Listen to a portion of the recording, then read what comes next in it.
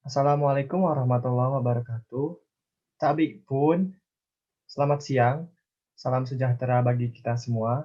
Di sini kami akan menjelaskan tentang materi penulisan angka, penulisan lambang, penulisan singkatan, dan juga penulisan akronim. Sebelumnya, izin memperkenalkan diri kami. Kami dari kelompok 3 Bahasa Indonesia yang terdiri dari Clara, Fatahillah, Herlingga, Kurnia, Fauzan, Ammar, Nabila, Rizkyani, Sheila, dan Fania. Baik, selanjutnya dipersilahkan kepada Fania untuk melanjutkan. Baik, jadi pada kelompok kami memiliki outline. Yang pertama itu penulisan angka, yang kedua penulisan lambang bilangan, yang ketiga penulisan singkatan, yang keempat penulisan akronim. Yang pertama penulisan angka. Penulisan angka, kaidah penulisan angka. Yang pertama, angka dipakai sebagai lambang bilangan ataupun nomor. Di Indonesia sendiri, angka Arab atau angka Romawi biasa digunakan sebagai lambang bilangan atau nomor. Contohnya seperti berikut. Dan pada angka Romawi, digunakan juga abjad yang melambangkan suatu nomor seperti L untuk 50, C 100, D 500, M 1000, P 5000, M 1 juta. Yang kedua, angka dipakai juga untuk menyatakan ukuran, panjang, berat, luas, isi, waktu, nilai uang, dan kuantitas. Contohnya seperti 0,5 cm, 4 hektar, 2 tahun 6 bulan 5 hari, 5 kilogram, 10 liter, 1 jam, 20 menit, Rp5.000. Semuanya tersebut menggunakan lambang bilangan dikarenakan diikuti dengan satuannya. Selanjutnya, kaidah penulisan angka. Angka dipakai untuk menomori alamat seperti jalan, rumah, apartemen, atau kamar. Contohnya, Jalan Tanah Abang 1, nomor 15, Hotel Mahameru, kamar 169, Gedung Samudra, lantai 2, ruang 201. Yang keempat, angka dipakai untuk menomori bagian karangan atau ayat kitab suci. Contohnya, bab 10, pasal 5, halaman 252, surat Yasin ayat 9, Markus 16 ayat 15 sampai 16.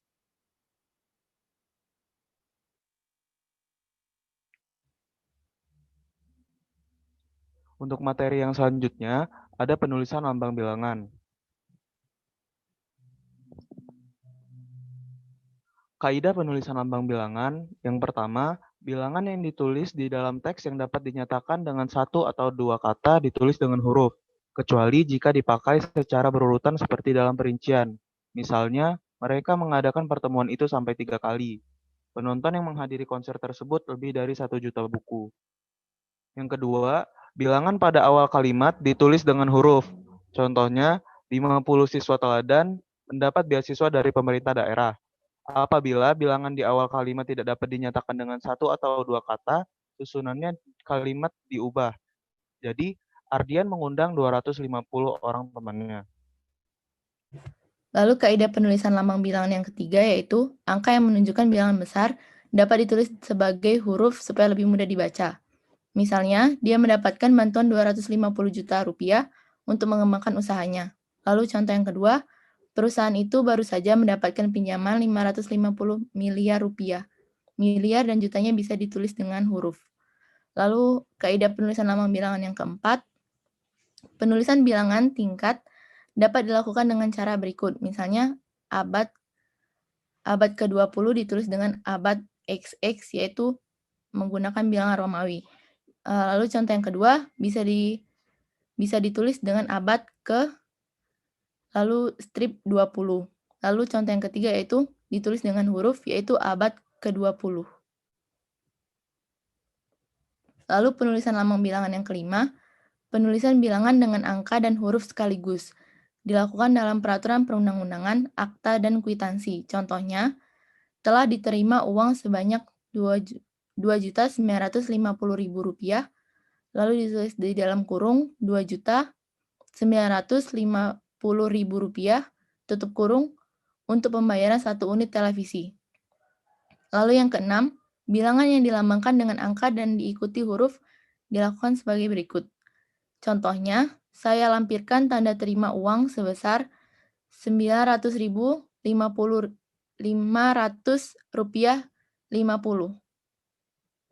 Lalu di dalam kurung Rp900.500 tutup kurung. Ya, selanjutnya nomor 7, yakni penulisan bilangan yang digunakan sebagai unsur nama geografi ditulis dengan huruf. Contohnya adalah nama tempat seperti Kelapa 2, ditulis dengan huruf 2, bukan dengan angka 2. Selanjutnya nomor 8, penulisan sebagai berikut. Yang pertama ada bilangan utuh, ditulis dengan 12 dengan huruf yang jelas, bukan dengan angka. Selanjutnya ada 5.000. Selanjutnya ada bilangan desimal, contoh 0,1, bukan 0,1 dengan angka. Selanjutnya ada 0,3, bukan 2,3 dengan angka. Selanjutnya ada bilangan pecahan, contoh setengah atau seperdua. Selanjutnya ada 3/2/3. Dan ada 1%, ditulis dengan 1% dengan huruf, bukan dengan angka. Nah, dan yang ke-9 ada penulisan lambang bilangan yang terdapat akhiran an. Contoh tahun 40-an. 40 di sini ditulis dengan angka, bukan dengan huruf, karena terdapat akhiran an. Selanjutnya ada harga mulai 1400-an. 1400-nya ditulis dengan angka. Yang ke-10 ada bilangan tidak perlu ditulis dengan angka dan huruf sekaligus dalam teks, kecuali di dalam dokumen resmi seperti akta dan kwitansi. Contoh, di lemari itu terdapat 805 buku dan majalah. Dapat 805-nya ditulis dengan angka. Nah, dan terdapat perbedaan jika dia ditulis di kwitansi. Nah, jika bilangan dilambangkan dengan huruf dan angka, penulisannya harus tepat. Contoh yang terjadi di bilangan kwitansi. Yakni saya lampirkan tanda terima uang sebesar 999,75 rupiah. Ditulis dengan diikut sertakan dengan penulisan di dalam tanda koma, yakni 999 dan 70.500 per 100 rupiah. Baik, material selanjutnya adalah penulisan singkatan. Pengertiannya, menurut Surana tahun 1985, halaman 182, singkatan adalah kependekan yang berupa huruf atau gabungan huruf, baik yang dilafalkan huruf demi hurufnya seperti MPR, SMP, MTS, maupun yang tidak seperti DS dan sebagainya, dan yang terhormat. Singkatan adalah bentuk yang dipendekkan yang terdiri atas satu huruf atau lebih. Selanjutnya ada kaidah penulisan singkatan. Yang pertama, singkatan nama orang, nama gelar, sapaan, jabatan atau pangkat. Diikuti dengan tanda titik di belakang tiap-tiap singkatan. Contohnya, H. Hamid, yaitu Haji Hamid. S. E. yaitu sarjana ekonomi. S. K. M. yaitu sarjana kesehatan masyarakat.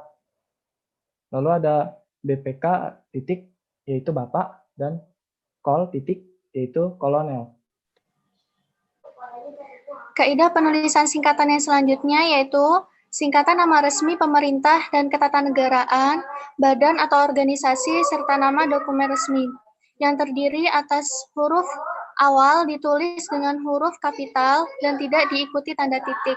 Contohnya seperti DPR, yaitu Dewan Perwakilan Rakyat, PGRI, Persatuan Guru Republik Indonesia, GBHN, garis-garis besar haluan negara, SMTP, Sekolah Menengah Tingkat Pertama, PT, Perseroan Terbatas, dan juga KTP, Kartu Tanda Penduduk.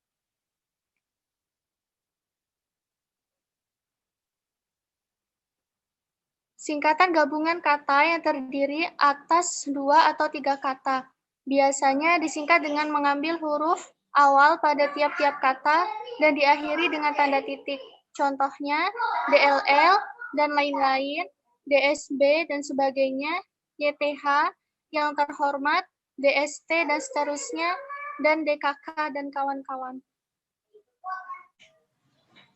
Baiklah, kaidah penulisan Kemudian- singkatan yang selanjutnya yaitu singkatan satuan ukuran, lambang kimia, takaran, timbangan, dan mata uang. Penulisannya tidak diikuti tanda titik. Contohnya CU yaitu cuprum, TNT trinitrotoluena, cm cm, kVA kilovolt ampere, dan kg kilogram. Materi yang selanjutnya yaitu penulisan akronim. Menurut Kamus Besar Bahasa Indonesia atau KBBI, akronim adalah kependekan yang berupa gabungan huruf atau suku kata atau bagian lain yang ditulis dan dilafalkan sebagai kata yang wajar. Kaidah penulisan akronim. Yang pertama, akronim yang memuat nama diri atau nama lembaga maupun istilah yang terdiri dari huruf awal setiap kata penulisannya. Diawali menggunakan huruf kapital dan tanpa menggunakan tanda baca apapun. Contoh, LAN, Lembaga Administrasi Negara. LIPI, Lembaga Ilmu Pengetahuan Indonesia. ASI, Air Susu Ibu. BIN, Badan Intelijen Nasional. Dan PAM, Perusahaan Air Minum. Kemudian yang kedua itu kaidah penulisan akronimnya. Akronim nama diri atau nama lembaga yang merupakan gabungan dari beberapa huruf maupun suku kata. Penulisannya menggunakan huruf kapital hanya pada awal kata saja. Contoh yang pertama itu Kemenkes atau Kementerian Kesehatan, Unila, Universitas Lampung, Jateng, Jawa Tengah, Kadin, Kamar Dagang dan Industri Indonesia, kemudian Pemprov, Pemerintah Provinsi. Untuk kaidah penulisan akronim yang ketiga, akronim yang bukan merupakan nama diri atau nama lembaga yang berupa gabungan huruf awal maupun suku kata tidak ditulis menggunakan huruf besar, melainkan menggunakan huruf kecil. Contoh dari kaidah yang ini adalah misalnya kata-kata yang sering kita temukan sehari-hari. Yang pertama adalah pemilu, kepanjangannya adalah pemilihan umum. Yang kedua adalah sinetron, sinema elektronik. Yang ketiga adalah iptek, ilmu pengetahuan dan teknologi. Dan yang keempat adalah posyandu, pos pelayanan terpadu, dan rudal atau peluru kendali. Mungkin sekian presentasi yang bisa kami sampaikan mengenai materi angka, lambang angka, singkatan, dan akronim. Selanjutnya kami serahkan kembali kepada Fauzan. Terima kasih. Baik, terima kasih atas perhatiannya. Semoga materi yang kami sampaikan bisa bermanfaat. Kurang lebihnya mohon maaf. Wassalamualaikum warahmatullahi wabarakatuh.